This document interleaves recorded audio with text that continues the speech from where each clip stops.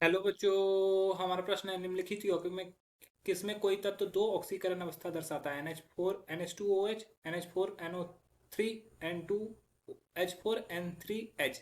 अगर बात करें इस प्रश्न की मुख्य अवधारणा की, तो यहाँ पर ऑक्सीकरण अवस्था दो तभी दिखाएगा जब वहां पर एक से अधिक परमाणु उपस्थित हों किसी तत्व के एक से अधिक परमाणु मतलब कि दो परमाणु उपस्थित होंगे, तभी यह दो ऑक्सीकरण अवस्था दिखाने का चांसेस रहता है।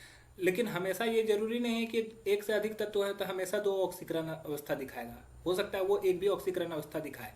जैसे NH2OH में नाइट्रोजन सिर्फ एक है, हाइड्रोजन दो अलग अलग जगह पे है। लेकिन अगर बात करें इसकी, तो नाइट्रोजन का ऑक्सीकरण अवस्था x मान लेते हैं, हाइड्रोजन का +1 होता है इंटू टू, और ऑक्सीजन का होता है हमारा -2, और हाइड्रोजन का फिर से क्या हो गया, हाइड्रोजन का फिर से हमारा हो गया +1। इन सभी का योग 0 हो जाएगा, तो x +2 -2 +1 = 0। ठीक है, तो यहाँ पे ये कैंसिल हो जाएगा, x का वैल्यू -1 हो जाएगा। ठीक है, तो यहाँ पे नाइट्रोजन का एक ही है और ऑक्सीकरण अवस्था -1 दिखा रहा है, तो ये तो हमारा गलत उत्तर हो जाएगा। अब बात करते हैं NH4NO3 की। तो NH4NO3 में क्या होता है, ये ब्रेक कर जाता है, ये NH4 प्लस और NO3 माइनस बना लेता है। यहाँ पे नाइट्रोजन की ऑक्सीकरण अवस्था x मान लो, और हाइड्रोजन का +1 होता है इंटू 4। इन सभी का योग जो होना चाहिए +1 की इक्वल होना चाहिए, और NO3 में x मान लेते हैं, ऑक्सीजन का -2 होता है इंटू 3। इन सभी के योग -1 होना चाहिए, तो x +4 = +1 और x -6 = -1। तो x का वैल्यू यहाँ से +1 -4, और यहाँ पर x का वैल्यू -1 +6। तो यहाँ से x का वैल्यू -3 निकल रहा है, यहाँ से x का वैल्यू +5 निकल रहा है।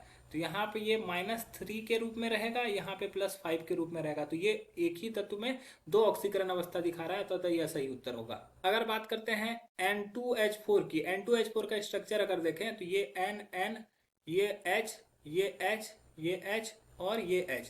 तो यहाँ पर नाइट्रोजन और नाइट्रोजन के बीच में जब साझा होगा तो यहाँ पर ऑक्सीकरण अवस्था में कोई चेंजेस नहीं आएगा, जबकि यहाँ पर ये +1 होगा और ये -1 होगा। यहाँ पे ये +1 होगा तो ये -1 होगा, ये +1, ये +1, तो ये -1 और ये -1। तो दोनों नाइट्रोजन की ऑक्सीकरण अवस्था -2 होगी, तो यह भी हमारा गलत उत्तर हो जाएगा। अब N3H का स्ट्रक्चर कुछ इस प्रकार से रहता है। ये हमारा दो N इस तरह से जुड़े होते हैं और एक N इस तरह से जुड़ा होता है, और उस N के साथ हमारा H जुड़ा होता है। तो H का +1, नाइट्रोजन का -1। अब इधर से क्या होगा, 0 हो जाएगा। ठीक है, इसका भी 0 हो जाएगा। तो यहाँ पे नाइट्रोजन 0 भी रखा है, प्लस -1 भी रखा है, तो यहाँ पे यह हमारा सही उत्तर होगा। तो हमारा दो उत्तर सही है, ऑप्शन बी तथा ऑप्शन डी। आशा है यह प्रश्न आपको समझ में आया होगा। धन्यवाद।